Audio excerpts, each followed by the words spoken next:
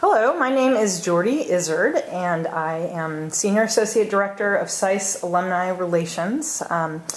Today's date is June 16th, 2015, and I am having the pleasure today of interviewing Stephanie Baker, who graduated from SAIS with her master's degree, 2 years in Washington, D.C. in 1970. And Ted Baker, who was our Senior Associate Dean for 15 years at SAIS from 1994 to 2009. And thanks so much for being with me today. Why don't we just get started by asking a question, and either of you can jump in. But what originally brought you to SAIS? Go ahead. I was always my passion was in international studies, and I did an undergraduate degree in economics and poli-sci, but I spent a couple of years in Europe as a junior abroad, and subsequently, and I was hell-bent to go to a school of international studies, and I picked two, Fletcher and Washington. And when I went to Fletcher, I got snowed in and for 4 days, and I said, people just don't pop in to Medford, Massachusetts, especially with an international bent.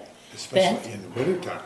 Yes, and then I went for an interview at SAIS and fell in love, and I'm still there all the time, and That's great. Have no regrets. Yeah, you guys are about 4 blocks away. Exactly. Yeah, it's great. And how about you?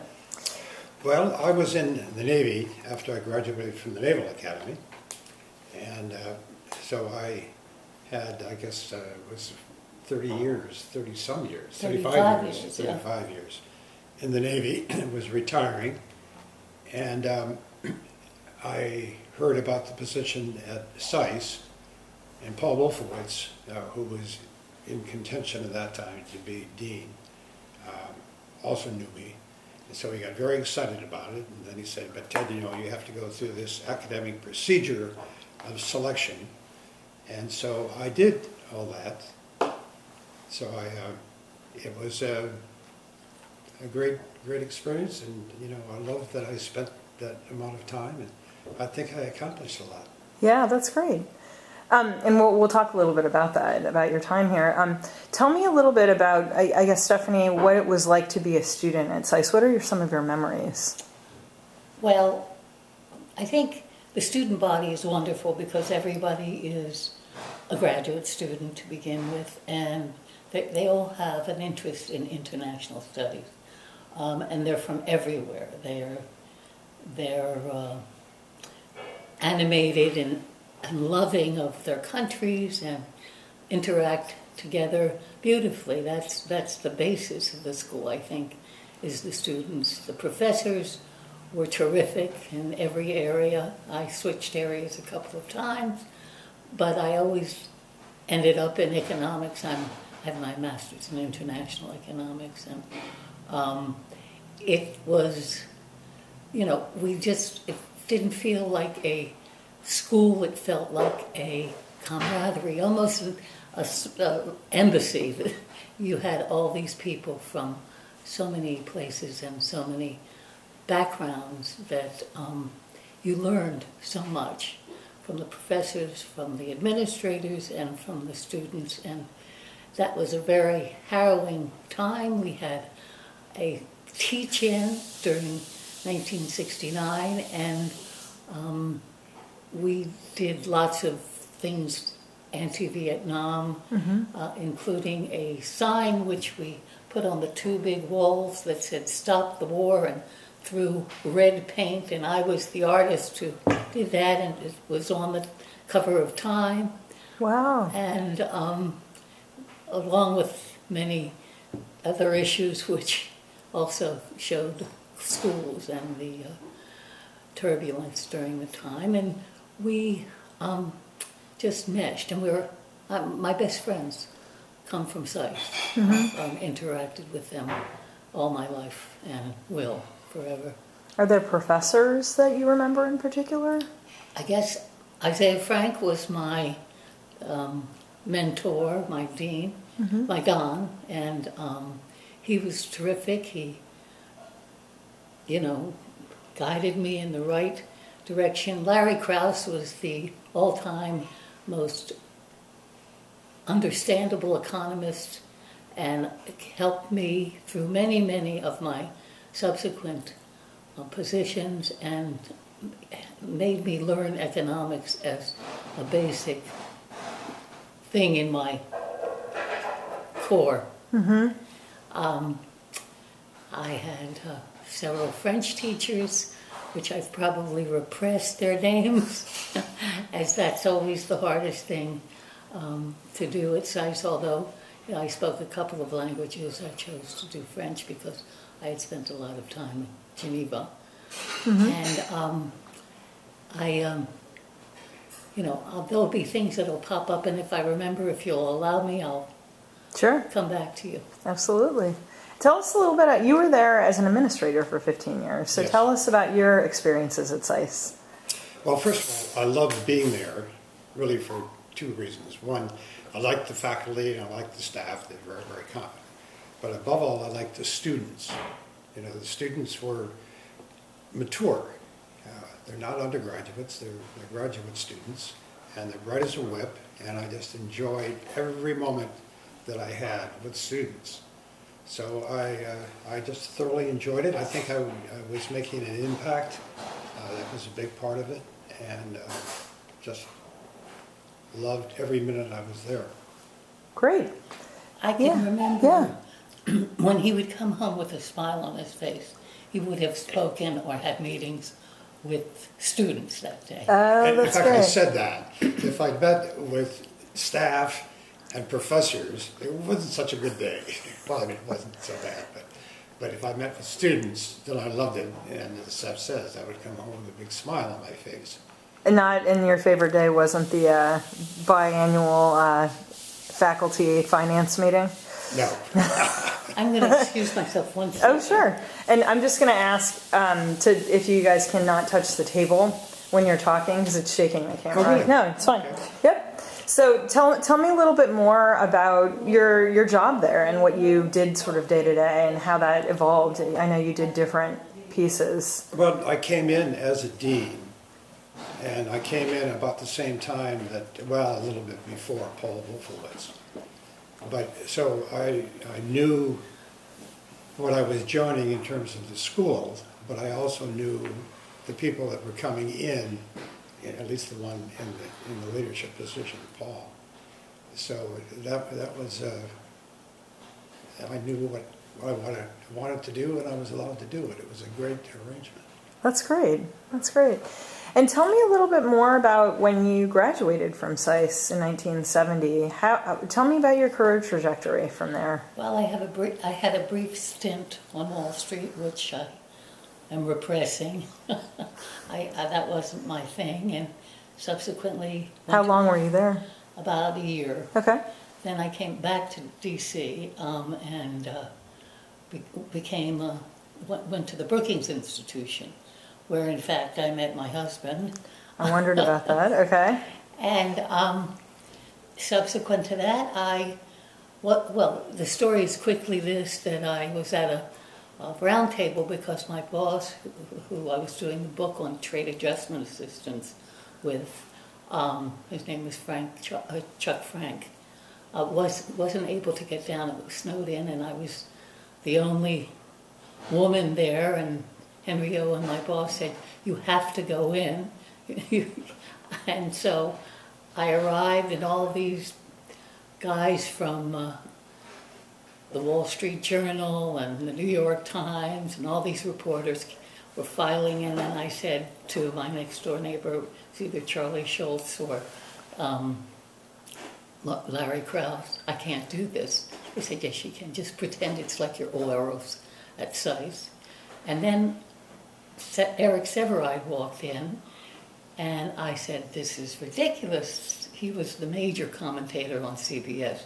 Well, to make the story short, about 2 years later, I went to CBS as the economic editor of the network CBS News, and I was dealing with Cronkite and Severide and That's that exciting. group, and I was there for about 5 years, and then I went to ABC News, where I was the economic correspondent. and editor at ABC, and went to New York and did a stint again with the CBS, and then he took me away from all this in the Navy and went to Hawaii and had 2 babies, and I've kept my fingers in writing and doing economic things, but I sort of took a long sabbatical to raise my children. And what are their names? We have 4 children. Ted was a widower, so we have 2 children by his first marriage. Sam Baker, Sarah Baker Albright, and we have 2, Alexis Baker, Alexis Millman Baker, and Edward Bigelow Baker III. Oh, He's our great. youngest, Teddy.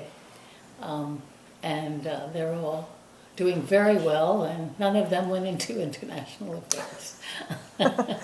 That's great. And Ted, you were saying you were with the Navy for 35 years, is that Yes. right?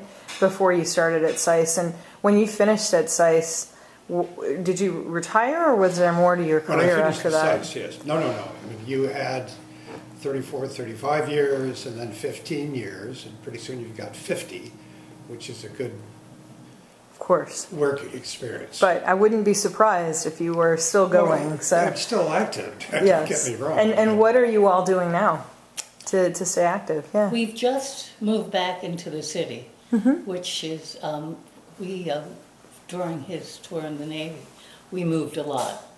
The higher up you go, every 18 months, whether you need to or not, and while you're raising children and moving, it was a hectic life, but lovely. We saw and did wonderful things. And so now we're back in 3 blocks away from SAIS. We're there all the time. We have a lovely social life here. We know many people on the block. We travel. One of our sons lives in Singapore, and we are really enjoying retirement. That's great. Yeah. And if you were to pick a favorite country you've been to, what would that be? Oh, well, the United States, obviously. Okay. Spoken like a true naval officer. When I went to Europe, and I did early on in my career a number of times, I discovered that Europe is very, very much like the United States. So the real fun for me was when I first went to the Pacific Fleet and went out to Japan and China and places like that, and discovered that, hey, they really do think differently. And so I became a Pacific appreciator, if you will, and spent the rest of my career in the Pacific at various and sundry different jobs and for many years. That's great. Okay. And I guess in thinking about current students now at SAIS, having gone through your illustrious careers in different ways, what advice might you have in 2015 for a SAIS student? Whoever, I'd love to hear from both of you. Yeah. Well, first of all, I like very much the policy of not having the students come in right out of undergrad. There are a few, but we have people that are more, yes, that's right, and more mature than, I guess, the average graduate school. So that's the first thing that I really like. Get some work experience. Yes. Before And then, of applying, course, the thing that the SAIS is, which is an international affairs school, is very, very appealing to me, having traveled all over the world and seen lots of, and met lots of interesting people in that process.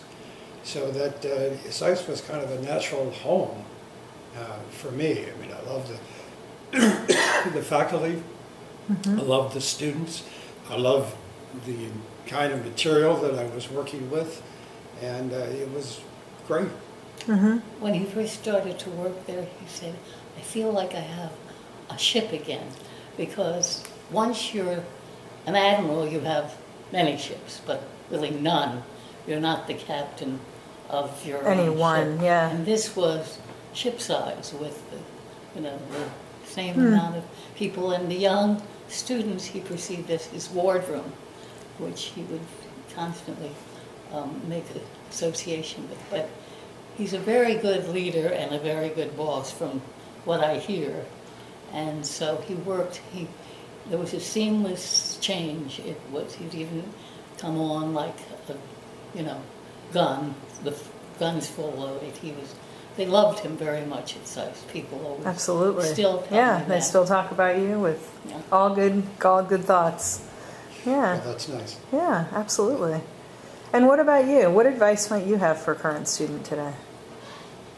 No matter what you go into, what area subsequently, if you're going to be on television or you're going to be an ambassador or if you're going to be on Wall Street, SAIS gives you a sense of the world as it really is. You're associating with different theories, different people, different backgrounds, and that so enlarges. I mean, you can go to one country and learn about it, but here you learn about multiple ideas and multiple politics, and it really stays with you no matter what you do throughout your whole. That's why these joint degrees with law and SAIS and they now have medical on SAIS, They do. and are so good because then you can go beyond your own country, beyond yourself, and enjoy the world per se. That's great. Well, I really want to thank you both for your time today, and it was lovely to have a conversation with you. Lovely Thank you. with you.